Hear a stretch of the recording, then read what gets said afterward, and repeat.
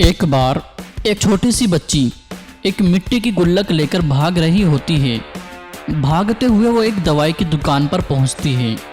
वो काफ़ी देर तक उस दुकान पर खड़ी रही। दुकानदार का ध्यान उसकी तरफ नहीं गया क्योंकि वहां पर और भी बहुत सारे लोग खड़े हुए थे। उसने दुकानदार को कई बार बुलाया। वहां पर भीड़ इतनी थी कि दुकानदार का ध्यान उसकी तरफ गया ही नहीं।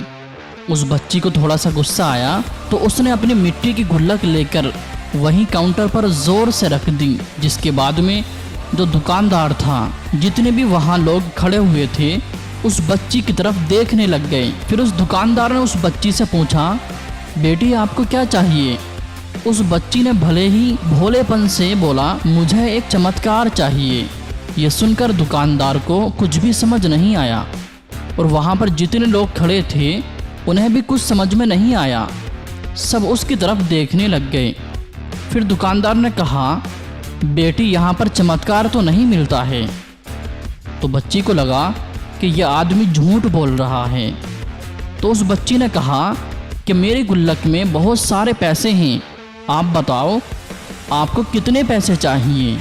आज मैं यहाँ से चमत्कार लेकर ही जाऊँगी। वहीं काउंटर पर एक और आदमी खड़ा हुआ था। उसने उस बच्ची से पूछा कि आपको चमत्कार क्यों चाहिए? तभी उस बच्ची ने अपनी कहानी बताई। कुछ दिन पहले मेरे भाई के सर में बहुत दर्द हुआ। मेरे पापा मम्मी उसको हॉस्पिटल लेकर गए। उसके बाद उसका भाई कई दिन तक घर नहीं आया। कई बार मैंने अपने पापा से पूछा लेकिन उन्होंने नहीं बताया। बार बार उन्होंने यही कहा कि कल आ जाएगा, कल आ जाएगा, लेकिन वो आ ही नहीं रहा था। एक दिन मैंने देखा कि मेरी मम्मी रो रही हैं। तो पापा कह रहे थे कि उसकी दवाइयों के लिए, उसके इलाज के लिए इतने पैसे चाहिए। इतने पैसे मेरे पास नहीं हैं। अब उसको तो कोई चमत्कार ही बचा सकता है। इतना सुनने के बाद मुझे लगा कि मेरे पापा के पास उतने पैसे नहीं हैं तो क्या हुआ, मेरे पास तो है ना। मैंने जितने भी पैसे जोड़ रखे थे मैं सारे लेकर इस दवाई की दुकान पर आई हूँ। फिर उस आदमी ने उस बच्ची से पूछा, कितने पैसे हैं तुम्हारे पास में? ये सुनते ही उस बच्ची ने अपनी गुल्लक उठाई और जमीन पर जोर से दे मारी और पैसे गिनने लग गई। बाकी सब लोग उसको खड़े होकर देख रहे होते हैं।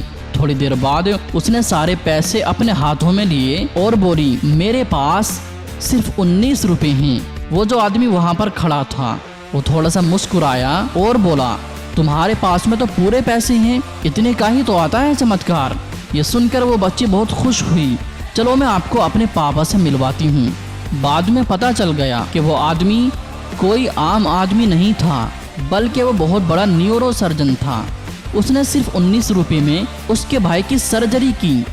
कुछ दिनों बाद वो ठीक होकर के घर वापस आ गया। कुछ दिन बाद वो बच्ची, उसका भाई, उसके पापा और उसकी मम्मी चारों एक साथ बैठे हुए थे। उसकी मम्मी ने उसके पापा से पूछा, अब तो बता दो ये चमत्कार किया कैसे? उन्होंने अपनी बेटी की तरफ देखा और बोले, ये चमत्कार मैंने नहीं, इस बच्ची ने किया है।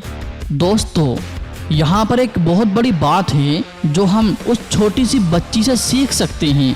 जिंदगी में कभी भी ऐसा होता है कि हमको कोई रास्ता नजर नहीं आ रहा होता है, हम लोग हिम्मत हार जाते हैं। हमारे अंदर एक बच्चा होता है जो हमेशा कोशिश करने से पीछे नहीं हटता। वो हार मानने को कभी भी तैयार नहीं होता है क्योंकि उस बच्चे को ना शब्द समझ नहीं आता है। वो बच्चा जिसके लिए कुछ भी नामुमकिन नहीं है क्योंकि वो हर हाल में कोशिश करता ही रहता है।